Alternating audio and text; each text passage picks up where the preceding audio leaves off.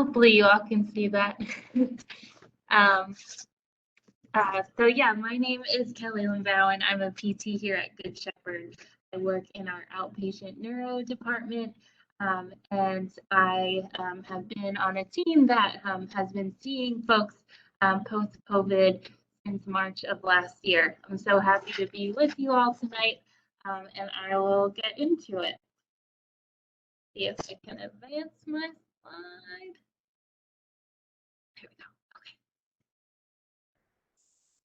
So by now, we all know about COVID-19. It's a virus caused by severe acute respiratory syndrome, coronavirus 2. It's highly contagious.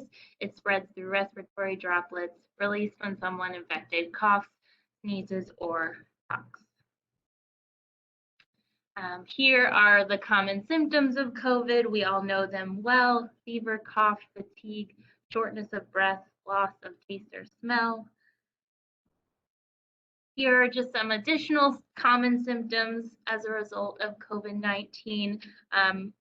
This is by no means a full list, but just some of the highlights. So I'm going to get into some complications arising from COVID-19 that we're going to address later. So COVID can cause severe medical complications requiring hospitalization and lead to death in some individuals. Pneumonia is very common, an infection in the lungs that occurs when air sacs become infected and filled with pus. It can result in coughing and difficulty breathing, and it can be life-threatening, particularly in children and older adults. Septic shock is a widespread infection causing multiple organ failure and dangerously low blood pressure. This requires emergent medical attention. Heart problems are really common. There's wide reporting of elevated heart rates, heart attacks, heart damage, inflammation, and irregular heart rhythms, even among those individuals who had no prior heart issues before COVID. Acute respiratory distress syndrome is a severe lung condition where fluid fills the air sacs in your lungs. This causes a low amount of oxygen to go through your bloodstream and to your organs. This results in your lungs not being able to produce enough oxygen into the blood or take enough carbon dioxide out of the blood, and results in shortness of breath and requires immediate medical attention. Blood clots can also develop and travel to other areas of the body. This can cause organ failure.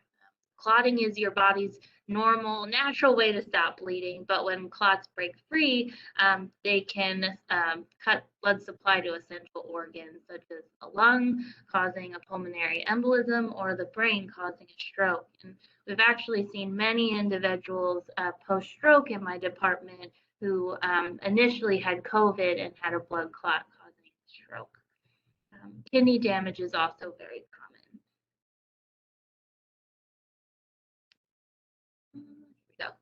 common. So the greatest groups at risk for hospitalization are adults over the age of 65 and those also who have pre-existing high blood pressure or diabetes. The most common causes for requiring ICU hospitalization are acute respiratory distress syndrome, septic shock, and kidney and liver or heart failure. I'm going to talk about post-ICU syndrome, which is defined as a new or worsening physical, cognitive, or mental health status arising after critical illness and persisting beyond discharge from the hospital.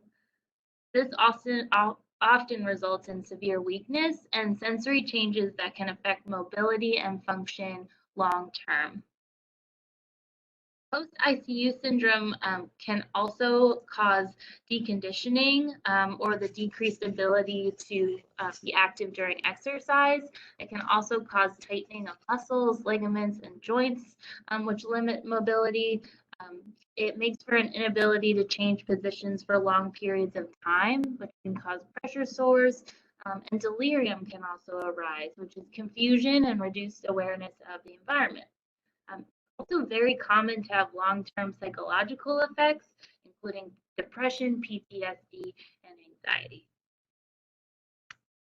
So, how can therapy help patients recover from COVID-19, especially those who've had moderate to severe symptoms and are recovering a lot of times from prolonged hospital stays and the effects of that?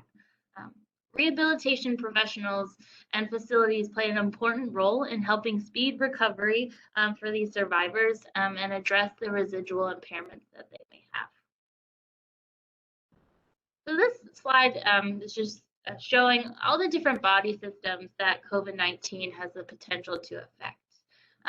Effects can vary greatly from person to person, and it's important that the needs of each individual are met in the rehabilitation process. So the bulk part of my presentation that I'm going to head into is going to go through some of the different rehab services that can be provided to those who've experienced those prolonged hospitalization effects due to the virus.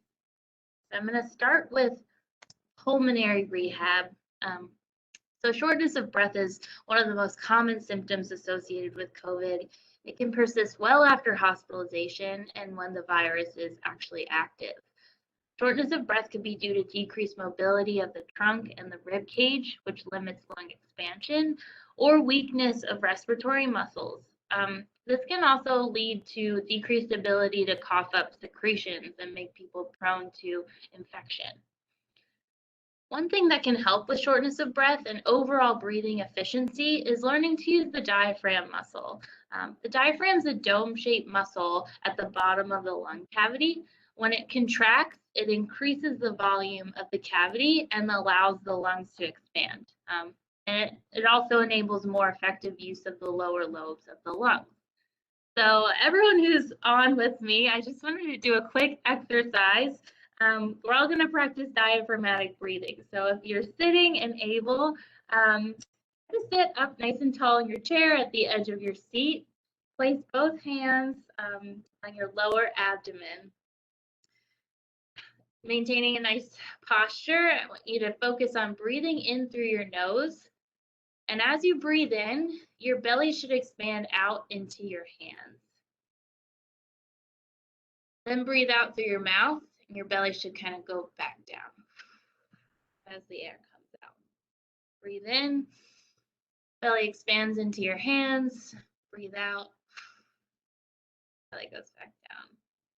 So in that exercise, you were using your hands to kind of give yourself feedback to use your diaphragm more effectively. A lot of us are upper respiratory breathers, which means we kind of breathe a lot of the muscles up here. We tend to kind of hike our shoulders when we breathe up, and that's just not as efficient or effective. And so learning to use the right muscles in the right sequence can really help breathing efficiency and reduce shortness of breath.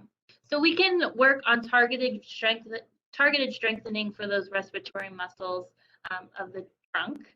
And there are also strategies that we can teach to enable a more successful cough, to get phlegm out of the lungs to prevent that infection. So when there's decreased mobility of the rib cage after long periods of immobility, manual techniques can be used to improve the mobility and the expansion of the rib cage, which naturally expands as we breathe in.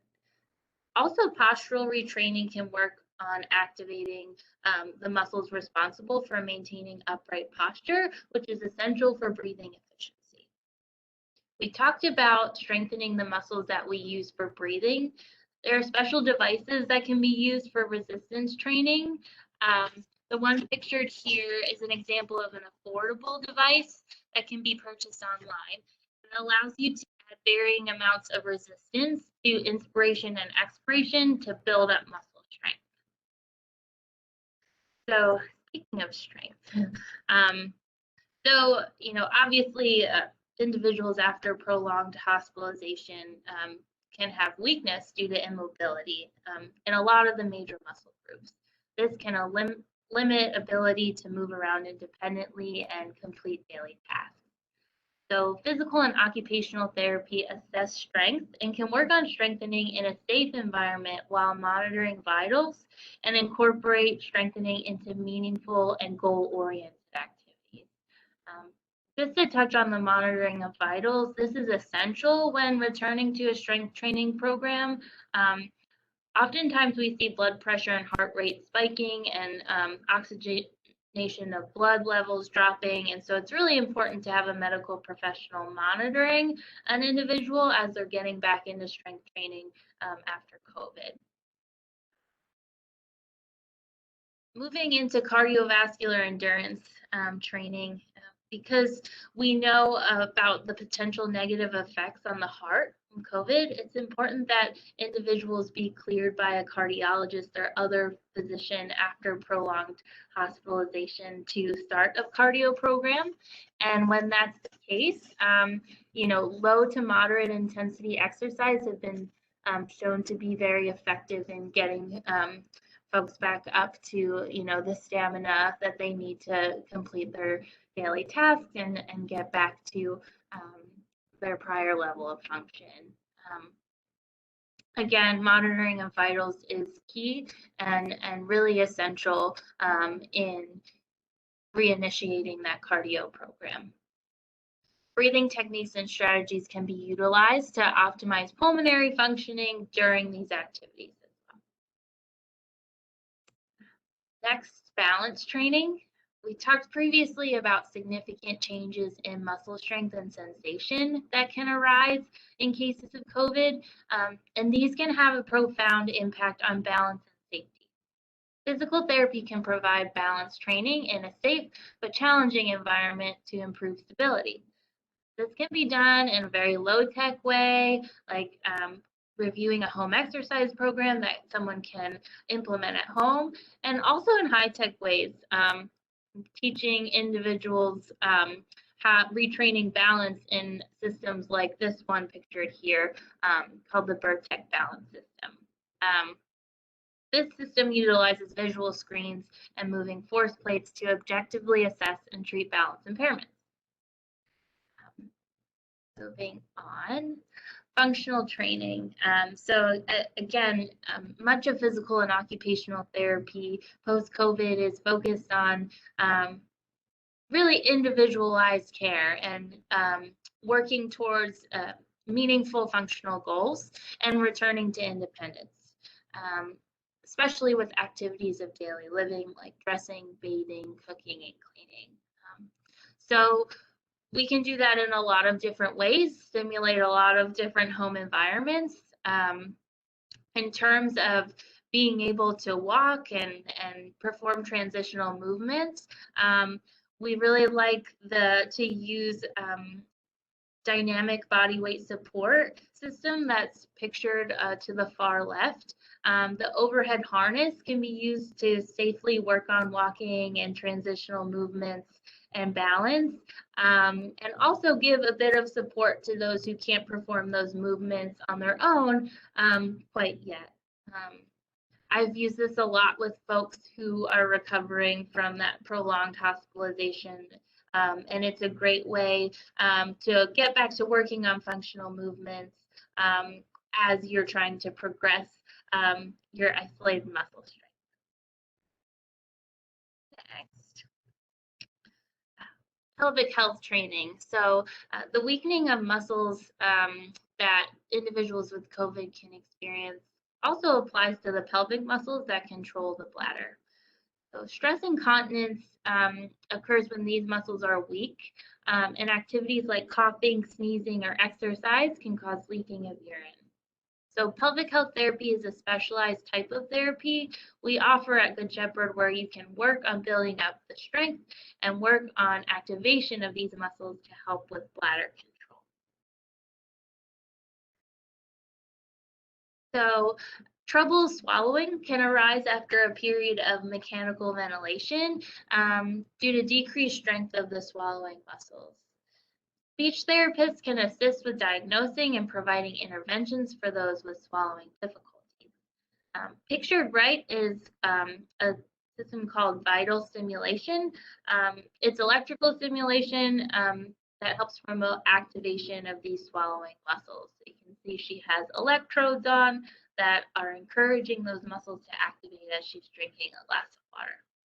There's also special swallow testing called the modified barium swallow test that uses imaging to see if food or drink is entering the lungs when someone is eating or drinking. And it allows speech therapists to look at the coordination of the structures in the mouth and the throat while a person is swallowing.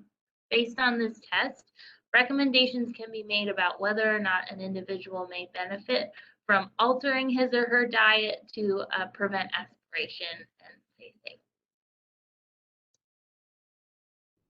We also offer vision rehabilitation. So as we discussed toward the beginning, one of the possible and unfortunately common complications of COVID could be a stroke as a result of a blood clot. Depending on the area of the brain that loses blood supply from the stroke, individuals could have residual weakness, sensory changes, cognitive difficulties, and visual issues. Specifically, they could have trouble coordinating their eyes, or they could have inaccurate depth perception, or an inability of the brain to correctly interpret what the eyes are seeing.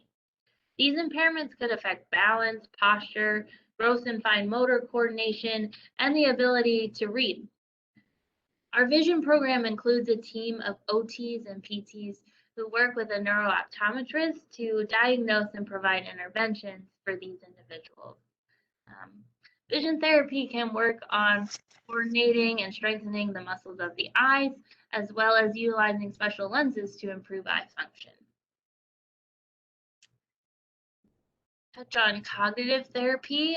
So lasting cognitive effects after hospitalization can include difficulty with memory, problem solving, word finding, and attention. Speech therapists can help with identifying these effects and helping to develop an intervention plan to address these issues, working with both those recovering from COVID and their families and caregivers. And pain management.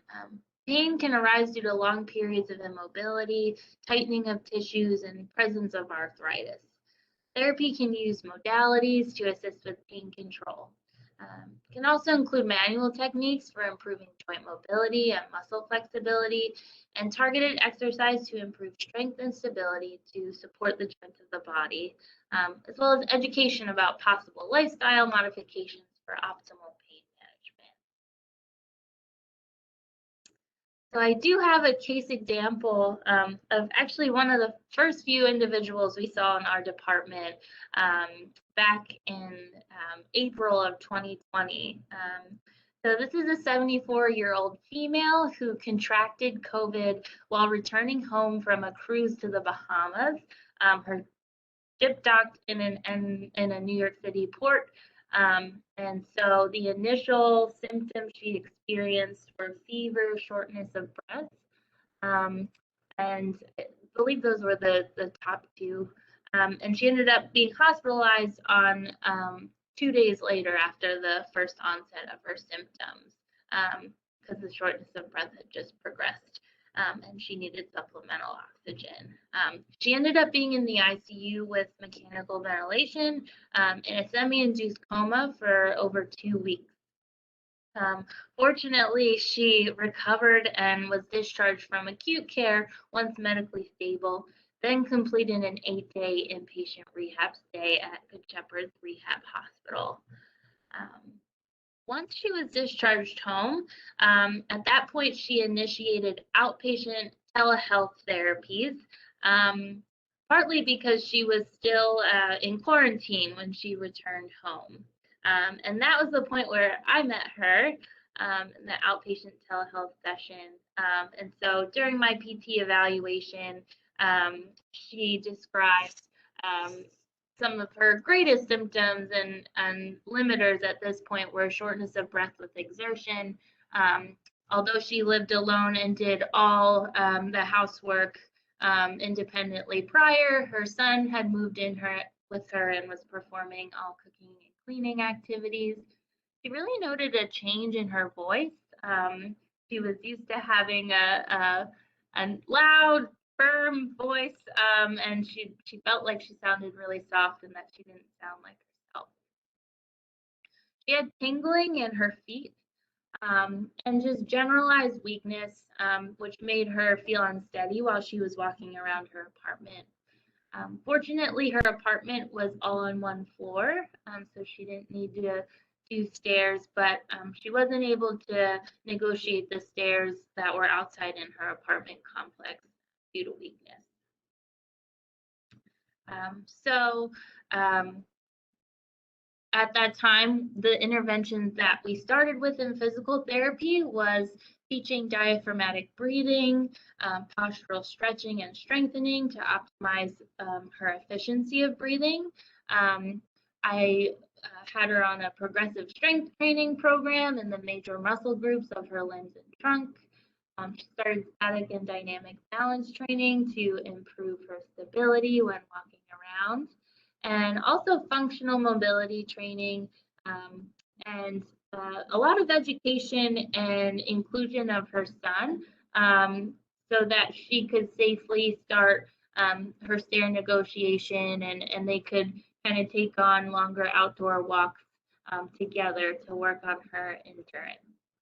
She was also in occupational therapy to work on more of her upper extremity fine motor function, and to address working on functional training for some of her activities of daily living, as well as speech therapy, because she had noticed some changes in her short-term memory, and she ended up having a bit of brain fog that she addressed in speech therapy. She was with us until early June. At time of discharge, she had gotten back to all cooking, cleaning, household chores without shortness of breath or limitation. She loved to dance. I don't think I mentioned that, but she returned to dancing without any limitation, and she was so grateful that she got her voice back. When I followed up with her on the phone, she was planning a day trip to the beach with her friends. She wasn't concerned at all that she would need to have trouble keeping up for a full day trip. So she did awesome. That was just one example and one of the earlier ones, but I think it's a great example about how, especially starting in the telehealth environment, we were still able to help pinpoint kind of the individual impairments that she was presenting with, and give her a customized rehab plan to help her get back to her prior level of function. So all of the therapy programs that we reviewed are offered at Good Shepherd. So no two people are the same, and it's important that individuals recovering from COVID receive therapy that's individualized and comprehensive to meet their specific needs. We're currently offering in-person and telehealth options, and we're adhering to thorough safety guidelines to keep patients and families safe. You can visit our website to learn more about these guidelines and schedule an evaluation by one of our therapists. So thank you so much for your time, and I guess I'll open it up to questions. I think if you had any, you could have typed them in the chat.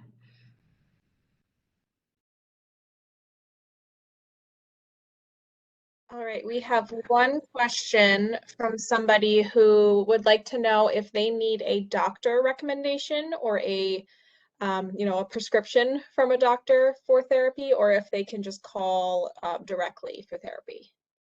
Yes, so we do require a prescription from a doctor to start therapy, especially after COVID. I think a close relationship with a medical doctor is really key in just making sure everything's safe when we initiate therapy services. Great, thank you. I'll jump in on that too. That what Kelly, of course, it's correct with with COVID rehab. We also, depending on what you have or need, some of our therapists can see you, and then they'll work with your doctor for referral too. So you can get an appointment before, but for certain conditions. But what Kelly's working with, definitely you want to see your doctor first. Right.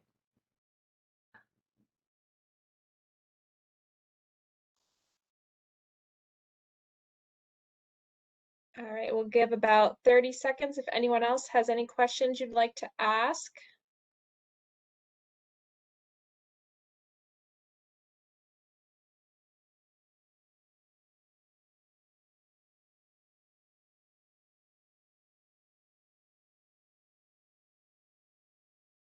All right, we got somebody who said thank you. So not a question, just a comment. Oh, no problem. Yeah. Thanks for coming. Well,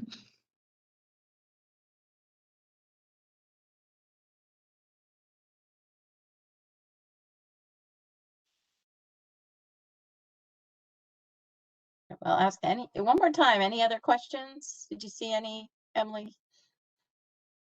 No more others. in the chat that I see. Okay. Well, thank you again, everyone, for attending. We really appreciate it. We hope it was helpful. And like Kelly said, you can always go to our website, goodshepherdrehab.org, or you can call. We make it easy. It's 888-44-REHAB. And they'll be able to help you with any questions. They'll also be able to walk you through that doctor referral. So when you need it, they'll help organize that for you. So, all right. Well, thank you very much. Everyone have a great evening and take care.